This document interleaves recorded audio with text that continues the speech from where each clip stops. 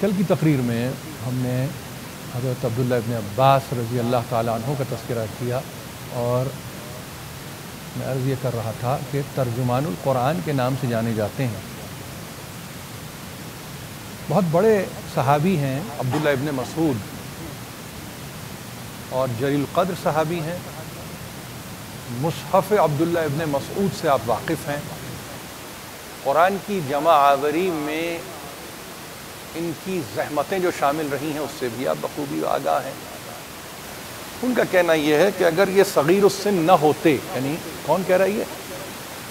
عبداللہ ابن مسعود نے کہا عبداللہ ابن عباس کے بارے میں، اگر یہ صغیر السن نہ ہوتے، کم سن نہ ہوتے، اور اگر ان کا سن ہمارے برابر ہوتا تو کسی کی مجال نہیں تھی کہ وہ ان کی محافلوں میں بیٹھ سکے۔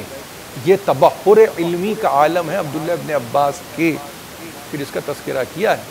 عبداللہ ابن مسعود نے کبیر السن صحابی ہیں، لیکن یہی عرض کر رہا تھا کل کہ علم سن و سال کو نہیں دیکھتا، علم فقط معیار کو دیکھتا ہے، اور جہاں معیار علم آپ کی سمجھ میں آ جائے تو پھر عمر کے تعلق سے گفتگو نہیں کی جاتی۔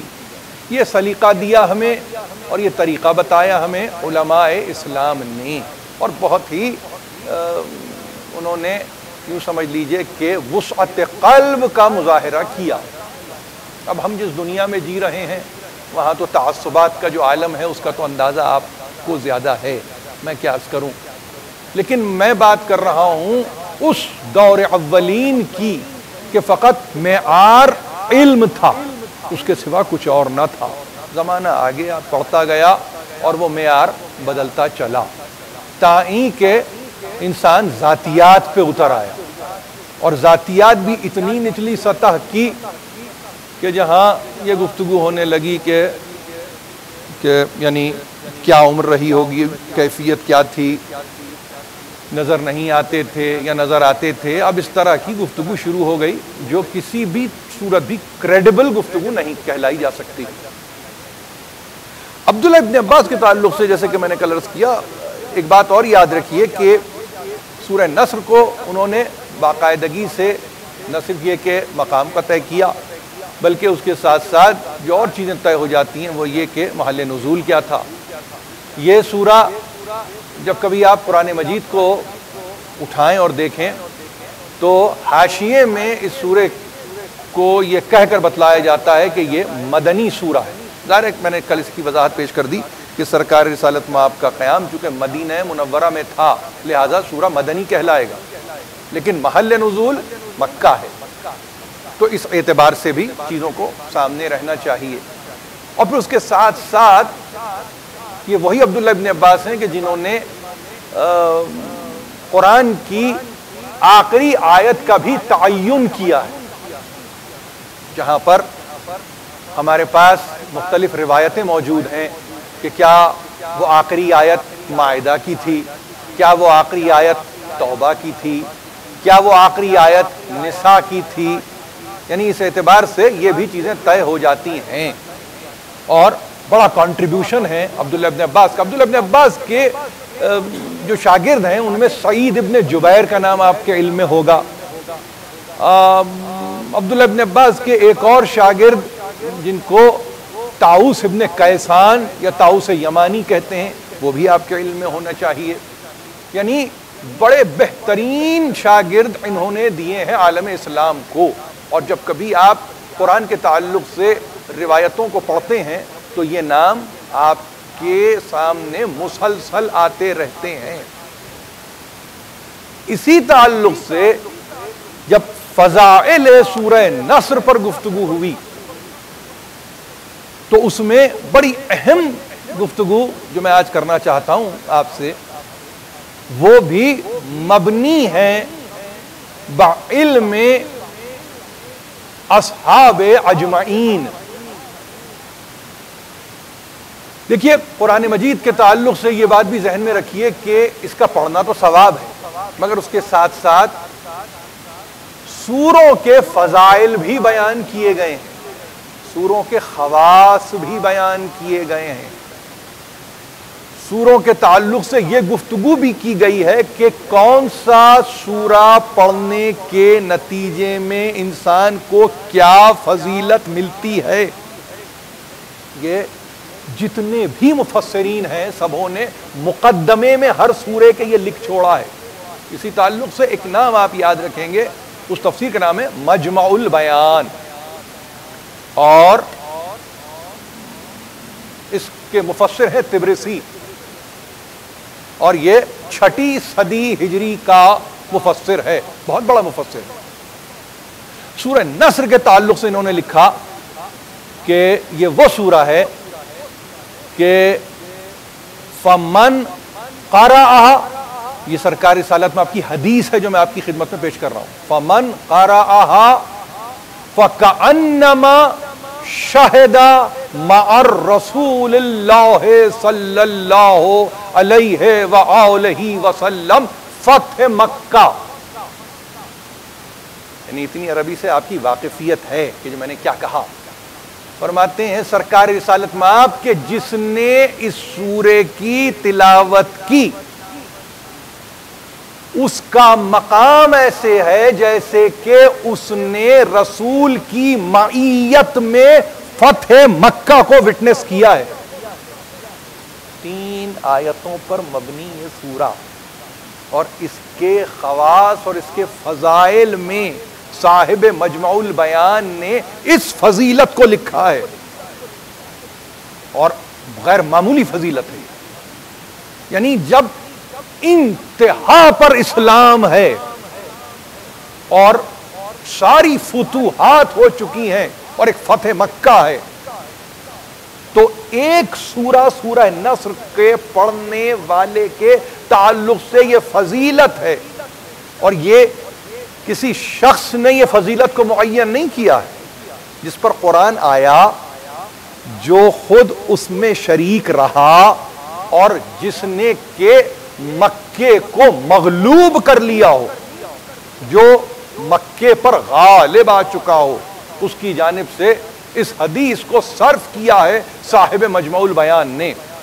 من قرأہا فکأنما شہد مع الرسول فتح مکہ, کہ اس نے یہ یہاں گواہی دینے کے معنوں میں نہیں, یہ آئی وٹنس کے معنوں میں شہدہ ہے. ایسا نہیں ہے کہ کہیں ذہن میں یہ ہو کہ آپ کی گواہی کی ضرورت ہے, نہیں. یعنی اگر کوئی شخص اس سورے کی صحیح طور پر, اب لفظ تو چونکہ قرأہا ہے, اس سے فوری طور پر مطلب کیا نکلے گا, قرأت کرے, پڑھے, مگر اس کے ساتھ ساتھ جس چیز کو بیان کیا گیا وہ یہ کہ تنہا پڑھنا کافی نہیں ہے. اگر آپ یہ سمجھیں کہ ہم نے پڑھا اور پڑھنے کے بعد گویا ہم ان کی معیت میں چلے گئے, ایسا نہیں ہے.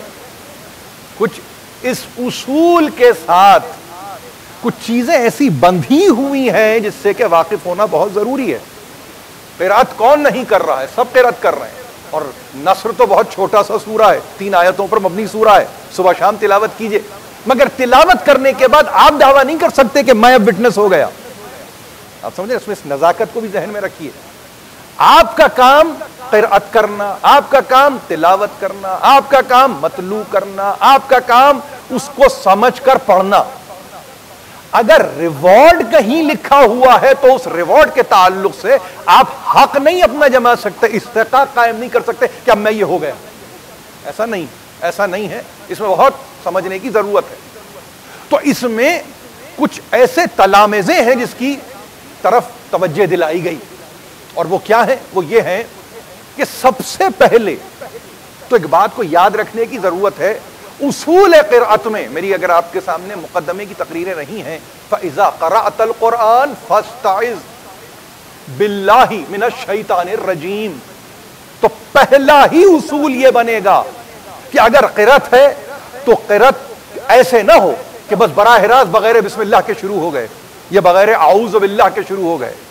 نہیں, بلکہ اس کے ساتھ ہی فوراً یہ بتایا گیا کہ دیکھو اللہ کی پناہ میں آ جاؤ, اور یہ پناہ اس کے وسواس سے بچنے کے لیے ہے, اس کے شر سے بچنے کے لیے ہے, وہ اوہام جو تم پر غالب آ جاتے ہیں ان سے بچنے کے لیے ہیں۔ تو اب کیفیت کیا ہے؟ کیفیت یہ ہے کہ سب سے پہلے اس اصول کو مد نظر رکھو کہ اللہ کی پناہ اختیار کرو اور اس کے وسواس سے دور ہو جاؤ۔ تو پہلا اصول تو یہ طے پایا۔ اور دوسری بات یاد رکھنے کے قابل ہے کہ وہ اقرا بسم ربک الذی خلق جب کبھی بھی ظاہر ہے کہ پڑھو تو پڑھتے ہوئے پیدا کرنے والا، جو تمہارا پیدا کرنے والا، اس کو نہ بھولو، اس کا نام لو، اس کے نام سے پڑھو۔ اب یہ تو اضافی باتیں ہیں، شروع کیا جاتا ہے ختم کیا جاتا ہے، یہ تو ترجمہ ہے، اس کو بھول جائیے۔ بسم اللہ میں گنجائش شروع کی نہیں ہے، بسم اللہ میں گنجائش ختم کی نہیں ہے۔ بسم اللہ تو رہے نام اللہ کا ہے، شروع ہونے سے اور شروع کرنے سے اس کا نام نہیں واقع ہوتا، آپ کے ختم کرنے کا محتاج نہیں ہوتا، نام ہے، بس اس نام کو رہنا ہے بسم اللہ۔ تو اقرا بسم ربک الذی خلق خلق الانسان من علق، یہ وہ ہے کہ جس نے تمہیں پیدا کیا، تم نطفے کی کیفیت میں تھے، علقہ بنایا، مضغہ بنایا، عظام بنایا، لحم کی منزل پر آ کے اب جو اس نے جوڑ بند کسے تو فَأَنشَأْنَاهُ خَلْقًا آخَرَ فَتَبَارَكَ اللَّهُ أَحْسَنَ الْخَالِقِينَ۔ منزل پر منزل سے تم گزرتے نہے، نطفہ، علقہ، مضغہ، عظام، لحم، اور اس کے بعد ایک اور تمہاری خلقت کی حیت اور کیفیت پیدا ہوئی۔ کیا بارک ذات ہے، کیا مبارک ذات ہے اس کی، وہ کتنا بہترین خلق کرنے والا احسن الخالقین ہے۔ تو اس کی شکر گزاری نہیں کرو گے، اسی کا کلام پڑھتے ہوئے اس کا نام نہیں لوگے، اسی کا تذکرہ کرتے ہوئے اسی سے دور بھاگو گے، تمہارے لیے تو ہم نے کچھ ایسے بفر زونز بنا دیے ہیں کہ جہاں تمہارے بھٹکنے کا کوئی سوال ہی پیدا نہیں ہوتا۔ سب سے پہلا زون جو تیار کر رہے ہیں کہ شیطان سے بچو، تو اس پر ظاہر ہے کہ ملامت تو اپنی جگہ، شیطان کے متعلق سب کو معلوم ہے کہ اس کی بارگاہ سے نکالا ہوا ہے، رجیم ہے، مگر عجیب بات یہ ہے وہ جاتے جاتے اس نے اس بارگاہ سے کہا تھا قال فبما اغویتنی لاقعدن لهم صراطک المستقیم، چونکہ تو نے میری راہ کو مارا ہے لہذا میں بھی تیرے سیدھے راستے پر بیٹھ جاؤں گا۔ یہ ہے مکالمہ نکلتے نکلتے، فخرج منہا فانک رجیم کہہ کے وہ سر جھکا کے نہیں نکل گیا تھا، وہ سننے کے بعد اس نے پہلے تو مانگی مہلت۔ یہی انسانوں کا طریقہ ہے، یہی انسانوں کا طریقہ، دھتکار کے نکالے گئے، نکلتے نکلتے اتھارٹی کو تو جانتے تھے، چیلنج کر نہیں سکتے تھے، کہا مہلت، انہوں نے کہا مہلت مل گئی، ایک مخصوص وقت تک کی مہلت۔ اب جب مہلت ملی تو پھر سرکشی، اور جو سرکشی ہوئی تو مڑ کے پیدا کرنے والے سے کہہ رہا ہے قال فبما اغویتنی، چونکہ تو نے میری راہ کو مارا ہے لہذا لاقعدن لهم صراطک المستقیم، تو میں بھی بیٹھ جاؤں گا تیرے سیدھے راستے پر۔ ثم لآتینہم من بین ایدیہم ومن خلفہم وعن ایمانہم وعن شمائلہم، میں کیا کروں گا؟ تنہا بیٹھوں گا نہیں، بلکہ میں تو مسلسل وار کرتا رہوں گا، کبھی سامنے سے وار ہوگا، کبھی پیچھے سے وار ہوگا، کبھی یمین سے وار ہوگا، کبھی یسار سے وار ہوگا، اور اس کے بعد وہ اعلان کر کے بارگاہ سے جا رہا ہے کہ تو ان میں سے اکثر کو لا تجد، تو نہیں پائے گا اکثرہم شاکرین، ان میں سے تو شکر گزار نہیں پائے گا اکثریت کو۔ پیدا وہ کر رہا ہے، بتا یہ رہا ہے، اور یہ کہہ رہا ہے کہ اکثریت شکر گزار بندوں پر مبنی نہیں ہوگی۔ اتنا خطرناک دشمن جو صراط مستقیم پر بیٹھا ہوا ہے اور وہ داہنے سے، بائیں سے، سامنے سے، پیچھے سے مسلسل حملے کر رہا ہے۔ سامنے سے حملہ کرنے کا مطلب مفسرین نے کہا گویا کہ وہ تمہارے آگے کے راستوں کو مسدود کر رہا ہے، وہ بند کر رہا ہے، وہ تمہاری کھلی شاہراہ پر رکاوٹوں کو کھڑا کر رہا ہے۔ پیچھے سے حملہ کرنے کا مطلب یہ ہے کہ گزرتی ہوئی دنیا کو تمہارے لیے اس طرح سے آمادہ کر رہا ہے کہ تمہارا دل اس گزرتی ہوئی دنیا سے جانے کے لیے آمادہ ہی نہیں ہوتا۔ داہنے سے حملہ کر رہا ہے، اس کا مطلب یہ کہ تمہاری نیکیوں کو برباد کر رہا ہے۔ بائیں سے حملہ کر رہا ہے، اس کا مطلب یہ ہے کہ تمہارے گناہوں کو وہ یہ کہہ کر تمہیں ثابت کرنے کی کوشش کر رہا ہے کہ یہ تم نے کچھ نہیں کیا اور کیے جاؤ۔ یہ حملے پہ حملہ اس کا ہو رہا ہے۔ یعنی چاروں سمتوں کی تفصیل دی ہے مفسرین نے کہ سامنے سے حملے کے معنی کیا ہوتے ہیں، پیچھے سے حملے کے معنی کیا ہوتے ہیں، یمین و یسار سے حملے کے معنی کیا ہوتے ہیں۔ یہ ایسا ہی نہیں ہے قرآن، بشرطے کہ دقت نگاہ سے پڑھا جائے۔ اور اس مرتبہ کہا کہ یہ تو حملہ آ پڑوں گا، جا پڑوں گا ان پر، مگر یہ سن لے کہ اکثر شکر گزار بندے نہیں ہوں گے۔ تو وہاں سے بھی ظاہر ہے کہ علم الہی میں اضافہ تو نہیں ہو رہا ہے۔ وہاں سے بھی پتہ چلا کہ یہ اعلان کر دیا گیا، جانتے ہیں قلیل من عبادی الشکور، تھوڑے ہی ہیں میرے بندے جو شکر گزار ہیں، تھوڑے ہی ہیں۔ قلت کسی صورت بھی شرمساری کا باعث نہیں ہوتی۔ اگر آپ یہ کہیں کہ اکثریت نہیں ہے تو اس میں گھبرانے کی ضرورت نہیں ہے۔ اقلیت یا قلت بشرطے کہ وہ سارے لوازمات کو پورا کرے تو کافی ہے۔ ایسی کسی اکثریت کے مقابلے میں جو ناہنجار ہے، جو ناخلف ہے، جو فرما بردار نہیں ہے، تو جب شیطان نے یہ گفتگو کی تو انتظام کرنے والے کو تو انتظام کرنا تھا نا۔ اسی لیے کہا فَإِذَا قَرَأْتَ الْقُرْآنَ فَاسْتَعِذْ بِاللَّهِ مِنَ الشَّيْطَانِ الرَّجِيمِ۔ تو اس لیے ہم تم سے کہہ رہے ہیں مسلسل حملہ آور ہے وہ تم پر۔ اور یہ جب تم سورے پڑھتے ہو تو ان سوروں کی فضیلتیں ہیں۔ اب دیکھیں مجھے کہاں جانا ہے۔ ان سوروں کی فضیلتیں ہیں، جیسے میں نے عرض کیا کہ آپ نے سورہ نصر کو عنوان بنایا ہے یہاں کی تقاریر کے لیے، تو اس کا مطلب کیا ہوا؟ اس کی فضیلت ہے جو میں نے آپ کی خدمت میں پیش کر دی۔ فضیلت کیا ہے؟ فضیلت یہ ایسے جیسے کہ رسول اللہ کے ساتھ ہے کوئی فتح مکہ کے دن، تو اس راستے پہ جائے گا کیسے؟ اس راستے پر چلے گا کیسے؟ وہاں تک پہنچے گا کیسے؟ وہ تو گزشتہ کا واقعہ ہے، وہ آئندہ کی تو گفتگو نہیں ہے۔ وقت تو گزر گیا، سن و سال بھی چلا گیا، فتح مکہ بھی واقع ہو گئی۔ یہ آپ تاریخ میں ٹرانسپورٹ کیسے ہوں گے؟ کبھی آپ نے سوچا یہ گزشتہ تاریخ میں آپ ٹرانسپورٹ اپنے آپ کو کیسے کریں گے؟ سائنس فکشن کا تو مضمون ہو سکتا ہے، لیکن زندگی کے مضامین میں ایک مضمون یہ کہ جس نے پڑھا اس سورے کو تو گویا ایسے جیسے کہ رسول کی معیت میں وہ ہے فتح مکہ کے دن، تو گزرے ہوئے وقت میں حال کیسے لے جائے، گزشتہ کل میں آج کا دن کیسے پہنچائے؟ کبھی یہ سوچا؟ کبھی آپ نے اس پر غور کیا؟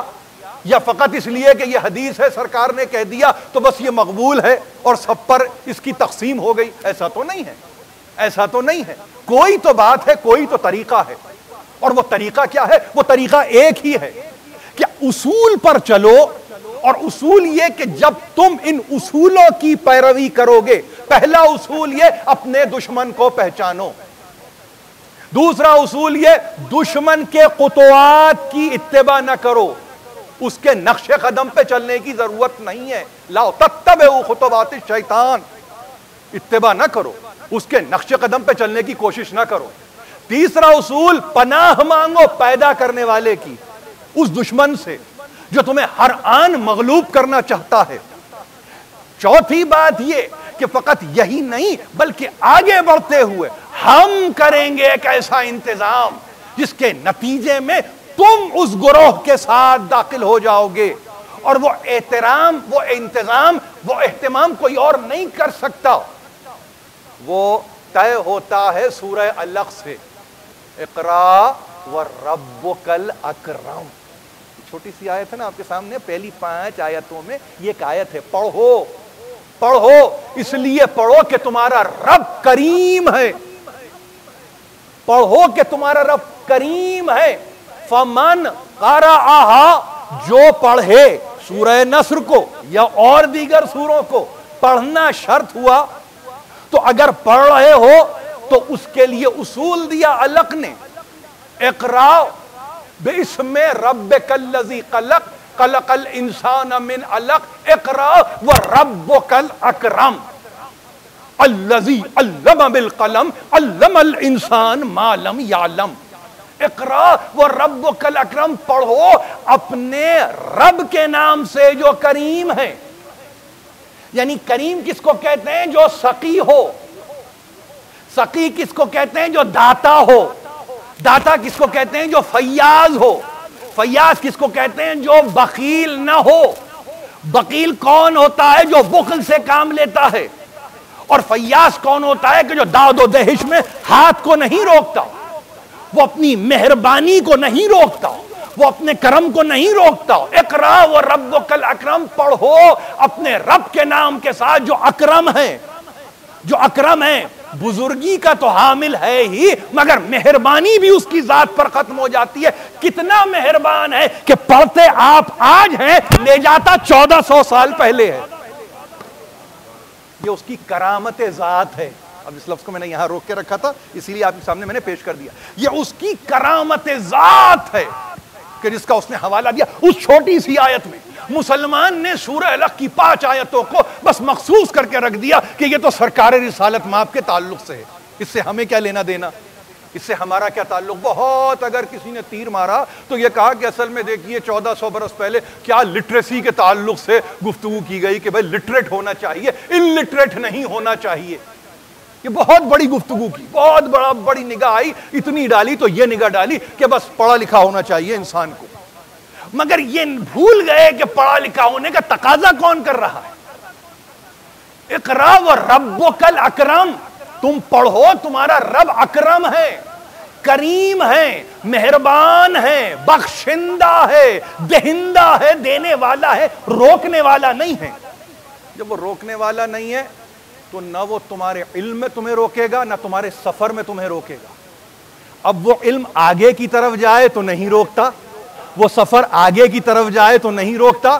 چونکہ اسپیس اور ٹائم سے بلند ہے تو اس کے لیے کوئی ماضی نہیں ہے، حال نہیں ہے، مستقبل نہیں ہے۔ لہذا تم چاہو تو تمہیں وہ ٹرانسپورٹ کر دے اس تاریخ کے اوراق میں کہ جب تم محسوس کرو کہ ہم ہیں رسول اللہ کے ساتھ فتح مکہ کے دن، بشرطے کے تقاضوں کو تو پورا کرو، بشرطے کہ تم تقاضوں کو تو پورا کرو۔ تم تقاضے پورے نہ کرو اور کہو کہ کاش کہ ہم رسول کے ساتھ ہوتے، تو وہ تو میں کہہ چکا تھا، یوم یعض الظالم علی یدیہ یقول یا لیتنی اتخذت مع الرسول سبیلا۔ ظالم ہاتھ کاٹتے ہوئے یہ کہہ رہا تھا کاش کہ میں رسول کے راستے پر ہوتا۔ تو کاش کے ساتھ مسلمان کی زندگی نہیں ہے، مسلمان کی زندگی کاش کے ساتھ نہیں ہے، مسلمان کی زندگی یقین کے ساتھ۔ اور جب یقین کے ساتھ مسلمان کی زندگی ہے تو پھر اس کے لیے زمانہ نہیں ہے کوئی۔ آپ یہاں رہیں اور وٹنس بن جائیں مکے کی فتح کے، آپ یہاں رہیں اور وٹنس بن جائیں بدر کے، آپ یہاں رہیں وٹنس بن جائیں خیبر کے، آپ یہاں رہیں وٹنس بن جائیں کربلا کے۔ یقین چاہیے، یقین۔ اگر وہ یقین ہی نہیں ہے تو گارنٹیز نہیں ہے۔ اس تصور کے ساتھ ذرا سا میں نے چاہا کہ اپنے سننے والوں کو خواہ مخواہ میں گفتگو کرتے ہوئے یہ فضائل ہیں سورے کے پڑھنے سے، اور اس کے بعد پڑھا اور بند کر کے طاق پہ رکھ دیا۔ اب اگر ایسے فضائل بٹ رہے ہیں تو 114 سورے ہیں، فضیلتیں ہی فضیلتیں، تو پھر یہ حالت کیوں ہے آج ایسی؟ اگر یہ فضیلتیں آپ کے حصے میں آ چکی ہیں تو یہ مسلمانوں کا یہ عالم کیا ہے آج؟ ایک یقین کی کمی، ایک ایمان کی کمی، اور اس پہ ایقان نہ ہونے کے برابر، اور توقع یہ کہ ہم ہیں اور رسول ہے۔ تو وہ کون ہے جو چیخ رہا ہے قیامت کے دن ہائے کاش کہ میں رسول کے راستے پہ چلتا؟ وہ کوئی ایک ہے؟ وہ کوئی ایک ہے؟ وہ کوئی اکیلا ہے؟ نہیں، ظالم پرسونیفائی کر دیا، ظلم میں مبتلا ہے وہ، اس نے ظلم کیا۔ وہ کوئی بھی ہو سکتا ہے آنے واحد کے لیے جس نے ظلم کیا ہو، وہ کوئی بھی ہو سکتا ہے، مگر بس وہ یہی کہے گا اے کاش کہ میں رسول کے راستے پر چلتا۔ اور جب رسول کے راستے پر چلتا تو اس نتیجے پر تو نہ پہنچتا۔ تو وہ اقرا وربک الاکرم، پڑھو اپنے رب کے نام کے ساتھ جو کریم ہے، تو فمن قرأہا کأنما شہد مع الرسول فتح مکہ. تو جو اصول ہیں پڑھائی کے، اگر ان پڑھائی کے اصول پر قائم رہے تو کیسے کریم پیدا کرنے والا تمہیں ان کے ساتھ نہ لے جائے، کیسے تمہارا پیدا کرنے والا جو اکرم ہے ان سے نہ ملحق کر دے، کیسے وہ تمہیں ان سے دور رکھے.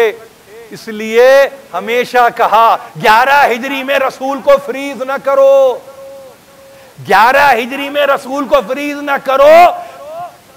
تمہارا مرتبہ قرآن نے اتنا بلند کیا کہ ایک سورہ پڑھتے ہو تو رسول کے ساتھ ہو جاتے ہو. جس پر 114 سورے آئے اس کے لیے اتنا تنگ کر دیا زندگی کو کہ وہ 11 ہجری میں مر گیا. یہ ظلم ہے، ظلم. اپنے آپ کو بلند کرنے کی ضرورت ہے. ایک سورہ پڑھنے والا تو رسول کے ساتھ شاہد عینی ہو جائے ایک واقعے کا، اور قیامت تک کے لیے جو رسول آئے وہ اسی زمانے تک کا، اس سے آگے اس کی گنجائش نہیں ہے. بس اس کی نظریاتی کتاب ہاتھ میں ہے اور وہ ہاتھ میں رہے اور اس سے پڑھے. بس یہ گفتگو یہ زیب نہیں دیتی مسلمانوں کو. یعنی اپنے ڈائنامکس کو اگر پہچانے، آپ اپنی پوٹینشیالٹیز کو اگر آپ جانیں. ایک فرد میں یہ صلاحیت رکھی کہ اگر وہ توجہ خاص سے قرآن کا مطالعہ کرے تو وہ قرآن کے لانے والے سے ملحق ہو جاتا ہے. ذرا سی توجہ قرآن کی طرف رسول کی معیت دیتی ہے. میم عین یہ تے، رسول کی معیت، رسول کا ساتھ. اب کون ہے جو کسی مقام پر صحابی نہیں ہے؟ کون ہے کہ جو اس کو صحبت نصیب نہیں ہوئی ہے؟ آپ تو جھگڑا کر رہے ہیں، یہ صحابی وہ صحابی وہ صحابی. قرآن آپ کو کہہ رہا ہے تم صحابیت میں آ جاؤ گے بشرطے کے اصول پر تو رہو. تم صحابیت کے مرتبے میں چلے جاؤ گے، اور صحابی کا تابعی نہیں کا، تابعی نہیں کا، وٹنس کر رہے ہو، وٹنس. تو آپ کو تو افسوس تابعین پر ہونا چاہیے اور تابعین پر. لیکن آپ کے لیے سہولت جو رکھی قرآن مجید نے یہ کہا کہ اگر شرائط کو سامنے رکھ کر مطالعہ قرآن کیا جائے اور یہ 3 آیتوں پر مبنی سورہ کی تلاوت اسی شوق اور اسی ذوق سے کی جائے جو پروردگار علی اعلیٰ چاہتا ہے، تو ممکن نہیں کہ تم اپنے نبی سے الگ ہو جاؤ، کوئی تمہیں تمہارے نبی سے الگ کر دے. الہی و سیدی و مولایا و ربی، پروردگار اس قلیل توسل کو ہم سے قبول فرما. ہم میں جو پریشان ہیں ان کی پریشانیوں کو دور کر، ہم میں جو بیمار ہیں ان کو شفاء کامل عطا کر، ہم میں جو بے روزگار ہیں ان کو روٹی روزی مہیا کر. واسطہ تیرے نبی پاک کا، سرکار رسالت مآب کا، ہماری آخرت بخیر ہو، ہمارا عاقبت کا انجام بخیر ہو. وآخر دعوانا ان الحمدللہ رب العالمین.